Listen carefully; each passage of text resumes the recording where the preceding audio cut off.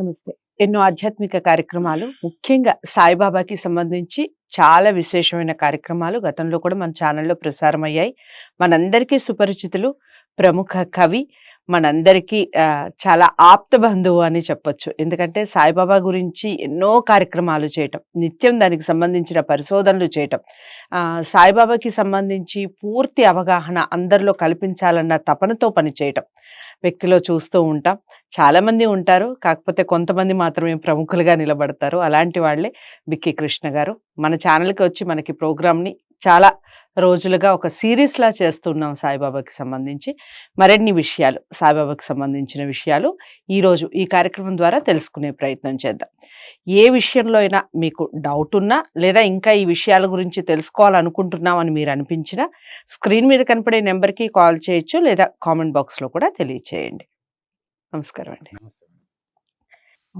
బాబాకి సంబంధించి చాలా చక్కటి సమాచారం, సమాచారం కాదు అసలు పూర్తి వివరణ. ఎందుకు బాబాకి భక్తులు అవ్వాలి అంటానికి కూడా నిజంగా మన వీడియోస్ అన్నీ కనుక చూసినట్లయితే ఒక క్లారిటీ వస్తుంది అందరికీ. ఇప్పుడు అన్ని సర్వం తెలిసిన భగవంతుడు కావచ్చు, బాబా కావచ్చు, ఒక శక్తి కావచ్చు గొప్పదా, లేదా ఆ శక్తిని పూజిస్తున్న మనుషులు గొప్పవాళ్ళ? ఎవరు గొప్పవాళ్ళు చెప్పండి. ఇప్పుడు బాబా అంటే పరబ్రహ్మం. పరబ్రహ్మం అంటే సర్వము తానైనది. అన్నమాచార్యులు అంటారు కదా, బ్రహ్మం ఒక్కటే పరబ్రహ్మం ఒక్కటే అని. కాబట్టి ఆయన పాటలో మీరు ఆలోచిస్తే మేడ అయినా ఒకటే, పూరి గుడిసె అయినా ఒకటే, చండాలుడైనా ఒకటే, బ్రహ్మజ్ఞాని వీళ్ళంతా ఒకటే. అంటే ఇక్కడ మనం అర్థం చేసుకోవాల్సింది ఏంటంటే బ్రహ్మజ్ఞానాంతు బ్రాహ్మణ అన్నాడు. అంటే బ్రహ్మజ్ఞానం తెలిసిన వాడు బ్రాహ్మణుడు. బ్రహ్మజ్ఞానం అంటే పరబ్రహ్మ గురించి తెలిసినటువంటి తత్వం, ఒక ఫిలాసఫీ. నేను ఫిలాసఫీ లెక్చర్గా పనిచేశాను కాబట్టి భారతదేశం వెస్టర్న్ ఫిలాసఫీలో ఏముంది అనేది చాలా అరటిపండు ఒలిచిపెట్టినట్టుగా నేను బీఈడి కాలేజ్ పిల్లలకు చెప్పేవాడిని అనమాట. బాబా అనుగ్రహం వల్ల నాకు అనేక పాత్రలు ఇచ్చాడు. అందరికి ఒక పాత్ర ఇస్తాడు జనరల్గా, నాకు అనేక పాత్రలు ఇచ్చాడు. అనేక పాత్రలు ఇచ్చినప్పుడు ఆ పాత్రల స్వభావము, ఆ పాత్రోచితమైనటువంటి భాష, ఆ పాత్రకు సంబంధించినటువంటి గుణగణాలు ఇవన్నీ మనకు తెలుస్తాయి కదా. మరి ఇన్ని పాత్రలు 27 పాత్రలు ఇచ్చాడు ఇప్పుడు వరకు నాకు. ఒక డ్రామాలో కానీ, ఒక సినిమాలో కానీ ఒకే పాత్ర ఇస్తారు. కానీ బాబా ఇన్ని పాత్రలు ఎందుకు ఇచ్చారంటే ఇంతమంది యొక్క మనస్తత్వాల గురించి, ఇన్ని శాఖల గురించి నేను ఎక్కడన్నా సాధికారంగా నేను మాట్లాడాలంటే అది బాబా నాకు అందుకోసం ఆ పాత్రలను ధరింపజేశాడు. ఇక్కడ పరబ్రహ్మ శ్రీ సాయి, పరమశివుడు శ్రీ సాయి, భక్తుల కోసం భూమికి వచ్చిన కరుణామయుడు సాయి. సాయిరాం సాయిరాం సాయిరాం సాయిరాం. ఇది సాయిలీల అనే భక్తి ఛానల్లో వచ్చింది, ఒక సీరియల్కి రాసిన టైటిల్ సాంగ్. ఇది ఎందుకు చెప్తున్నా అంటే పరబ్రహ్మ శ్రీ సాయి, మళ్ళీ పరబ్రహ్మం మళ్ళీ శివుని రూపంలో వచ్చింది, పరమశివుడు. ఇది లింక్ అన్నమాట. శివునిగా భావించాడు కాబట్టి వంట మనిషి, కాబట్టి ఒక వంట మనిషి మరి ఆయన్ని శివునిగా భావించాడు కాబట్టి పరబ్రహ్మమే శివుని రూపంలో వచ్చింది. ఆయన ఒక వంట మనిషి బాబాని అట్లా మేగుడు, అతని పేరు మేగుడు, అట్లా భావించడమే కాకుండా 15 కిలోమీటర్లు షిరిడీకి 15 కిలోమీటర్లు ఉన్న గోదావరికి చెప్పులు లేకుండా వెళ్ళి నీళ్లు తెచ్చి హరహర మహాదేవ్ అని చెప్పి ఆయన మీద అభిషేకం చేసేవాడు. దాన్ని బాబా కాదనలేదు. అంటే అతను పరిపూర్ణంగా నమ్మాడు. అతను పరబ్రహ్మ, ఇతను వంట మనిషి. బాగా ఆలోచించండి. సాటే అనేటువంటి ఒక అతని దగ్గర వంట మనిషిగా ఉన్నటువంటి వ్యక్తి.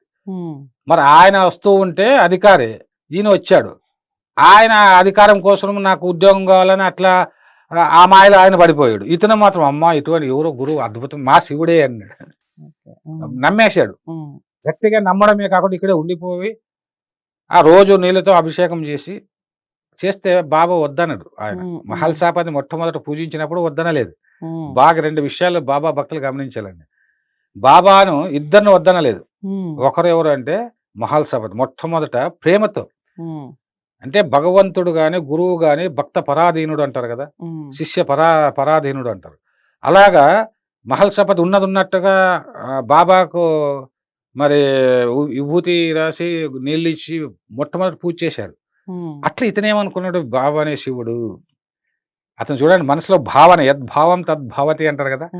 బాబా అనే శివుడు నిజంగా శివుడే, నా శివుడే ఈ రూపంలో వచ్చాడు అని నీళ్లు గోదావరికి వెళ్ళి నీళ్లు తెచ్చి గుమ్మరిస్తే తల మాత్రమే తడిసింది తప్ప శరీరం తడవలేదు.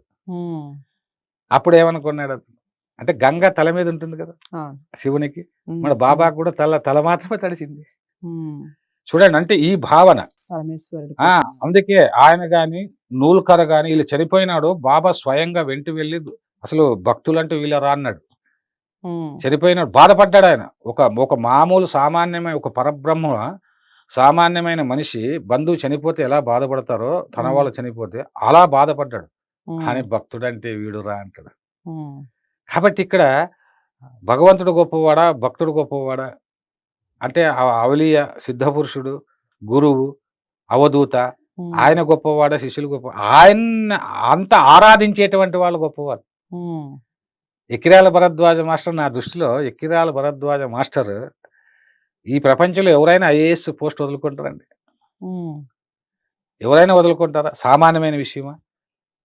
మళ్ళీ వాళ్ళ అన్న వేదవ్యాస వచ్చి, అరే ఎంత అటువంటి అవకాశం వచ్చింది నీకు అంటే, లేదు నువ్వేవో సత్సంగాలు చేసుకుంటూ ఉన్నావు, నీకు చేతనైతే ఐఏఎస్ కొట్టు అంటేనే నేను నీకోసం, నీకు జ్ఞానం అంటే నా భావం ఎంత గొప్పవాడో తెలియజేయడానికి ఇటువంటి ఐఏఎస్లు ఇటువంటివన్నీ ఏవి కావాల్సింది నాకు ఇస్తారు. అదేవిధంగా దీక్షిత్ కూడా అలాగ అన్నాడు. దీక్షిత్ అంతా పోగొట్టుకున్నారని మనమంతా అనుకున్నారు, భార్య అనుకున్నది, అందరూ తిట్టుకున్నారు. కానీ లాస్ట్కి ఆయన సిడి సంస్థానానికి అధ్యక్షుడు అవుతాడు. బ్రిటిష్ వాడు మహా అయితే ఒక కమిషనర్ పోస్ట్ ఇచ్చిండొచ్చు.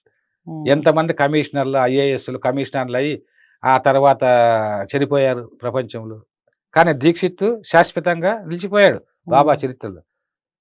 అదేవిధంగా ప్రధాన్, మోరేశ్వర ప్రధాన్, ఆయన సంస్థాన దాసగణ మహారాజు. అదేవిధంగా దీక్షిత్ నా విమానంలో తీసుకుపోతానన్నాడు బాబా.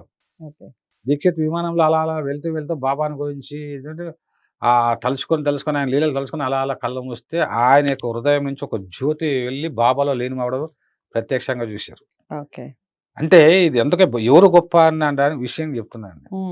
అదే వెంకటరమణ స్వామి ఉన్నారు, అన్నమాచార్యులకి వెంకటరమణ స్వామికి ఉన్న అనుబంధం తెలుసు, త్యాగరాజ గ్రామునికి ఉన్న అనుబంధం తెలుసు, కబీర్కి వెళ్ళి మతం ఎక్కడుందండి?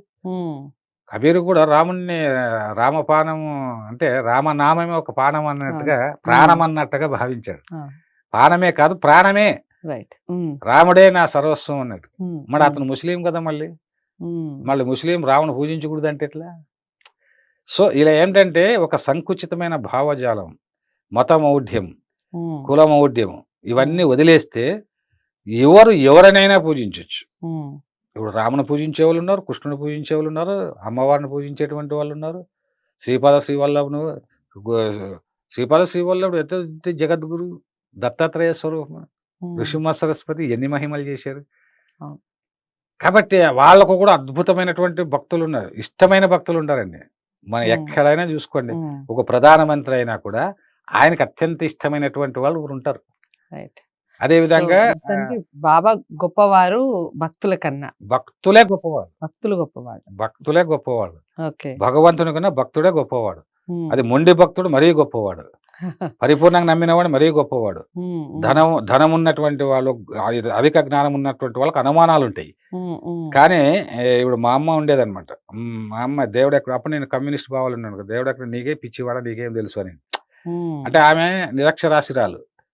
తర్వాత మేము ఎంఏ, ఎంఈడి, ఎంఫిల్, పిహెచ్డీలు ఒక 100 పుస్తకాలు రాసి ప్రపంచ సాహిత్యాన్ని, ఫిలాసఫీని అంత పిండి కొట్టిన తర్వాత తెలిసిన సారాంశం కూడా అదే. లాస్ట్కి మా అమ్మదే కరెక్ట్ అని అనిపించింది.